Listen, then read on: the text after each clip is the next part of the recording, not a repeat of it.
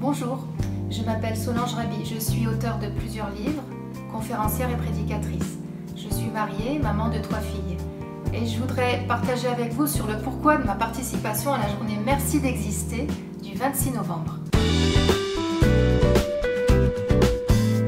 J'aime mon pays, j'aime la France et j'aime les Français. J'aime la devise de la France, liberté, égalité, fraternité. Les Français sont créatifs, accueillants, généreux, bienveillants, résilients, ils sont pleins de ressources. C'est des gens qui sont épris de liberté. Par exemple, la Déclaration universelle des droits de l'homme, elle s'inspire directement de la Déclaration française des droits de l'homme. La culture française et francophone est très riche, elle est connue mondialement. Qui ne connaît pas la gastronomie française, sa haute couture, la sculpture, la peinture, les inventions, sa littérature, etc.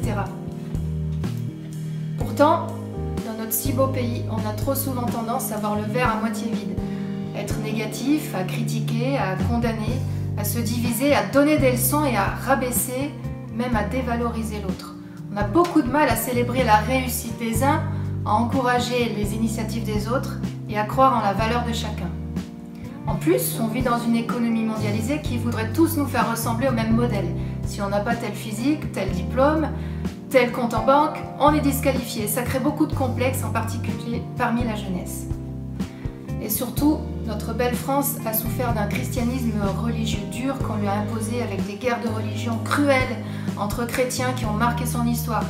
Aujourd'hui, les Français n'en veulent plus et n'en peuvent plus de la religion. C'est pour cette raison qu'ils ont besoin de redécouvrir le véritable message de Jésus. Jésus était différent des religieux. Il était l'ami de tous, il aimait. Il allait vers les exclus de la société, les malades, les gens de mauvaise réputation, les étrangers, ceux qui étaient socialement méprisés comme les femmes, les enfants, les personnes handicapées. Notre beau pays n'a aucun besoin de religion. Il a besoin de redécouvrir le véritable message de Jésus. Merci d'exister. Lorsque j'ai entendu cette expression pour la première fois, j'ai été interpellée. Et puis je me suis rendu compte qu'on pouvait vivre sans réellement exister. Dire merci à quelqu'un, c'est être reconnaissant pour qui il est, ou ce qu'il fait. Exister, c'est être au sens fort. Exister, c'est avoir une cause, surgir du néant, trouver un sens à sa vie. Sartre a dit « L'homme n'existe que dans la mesure où il se réalise ». Merci d'exister, c'est regarder l'autre avec reconnaissance pour valoriser son potentiel, pour qui il est, pour l'aider à se réaliser et à entrer dans sa destinée. Lorsque pour la première fois Éric Sellerier m'a parlé du mouvement Merci d'exister et de ses valeurs, je me suis dit « c'est ça ». Changeons nos mentalités. Arrêtons de voir toujours le négatif, puis surtout stoppons les querelles et recentrons-nous sur Jésus. Unissons-nous pour dire à tous ceux que nous aimons, à tous ceux que nous connaissons, qu'ils ont une grande valeur. Et que Dieu n'est pas un père fouettard et colérique, mais c'est un Dieu d'amour, le Dieu du changement, le Dieu de la nouvelle chance, quoi qu'on ait fait et quoi qu'on ait vécu. C'est l'essence même de l'Évangile. L'Évangile veut dire bonne nouvelle. Au milieu de toutes les mauvaises nouvelles que nous entendons tous les jours, il faut faire entendre la bonne nouvelle de l'amour. Et commencer par aimer ceux qui sont autour de nous. Il n'y a pas besoin d'aller loin. Ceux qui sont autour de nous ont besoin d'entendre parler d'amour. Nos paroles, elles ont un impact puissant, que dans le négatif comme dans le positif. Alors bénissons notre pays, bénissons notre gouvernement, bénissons nos conjoints, bénissons nos familles, bénissons nos enfants, bénissons nos amis, bénissons nos collègues, bénissons nos voisins. Aimons-les et disons-leur combien ils sont précieux. Merci d'exister, c'est reconnaître l'immense valeur de chaque femme et de chaque homme pour lequel Christ a donné sa vie. Nous avons un message à faire passer. Tu existes parce que Dieu t'a donné la vie et que cette vie a un sens. Tu as été créé pour être aimé et pour aimer. Sans amour, tu vis ou tu survis, mais tu n'existes pas. Merci d'exister, c'est aussi donner gloire à Dieu. Nous existons parce qu'il nous a donné la vie et parce que nous avons une destinée entre ses mains.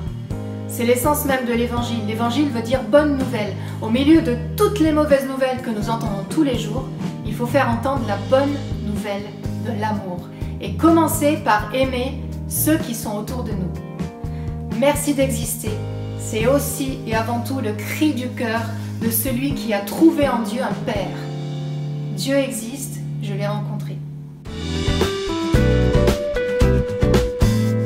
J'aimerais partager avec vous une expérience que j'ai faite. Je suis professeur des écoles et lorsque j'ai débuté, j'ai été nommée dans une école très difficile, dans un quartier défavorisé avec une population défavorisée et des enfants qui étaient en grande difficulté.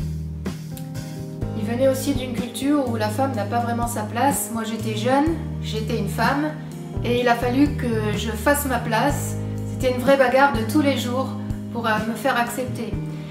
Et j'y suis arrivée, ça marchait pas mal et puis un soir, alors que les enfants s'apprêtaient à partir, il y en a un d'entre eux qui m'a gravement manqué de respect et il est parti, je n'ai rien pu dire.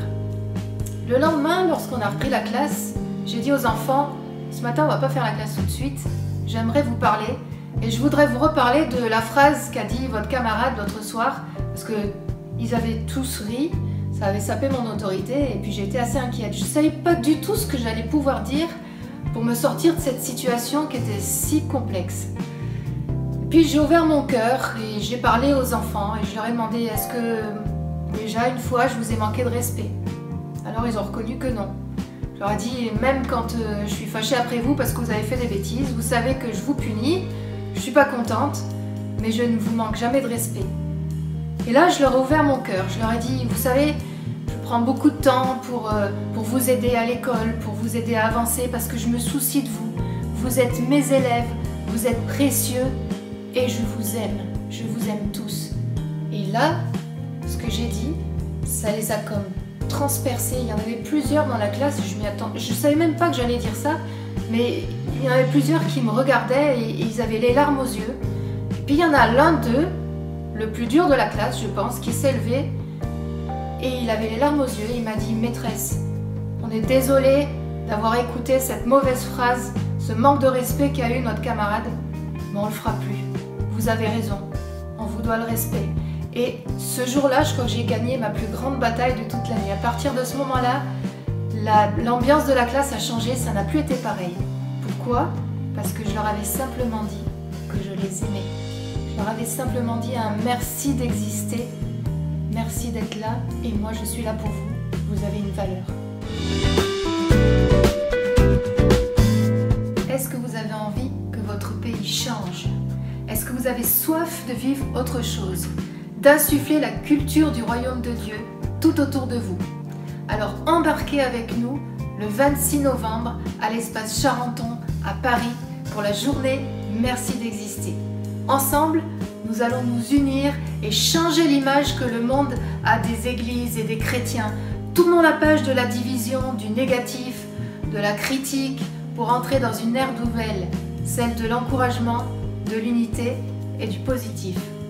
Ce n'est pas un truc psychologique ou la méthode Coué, c'est l'obéissance à la parole de Dieu.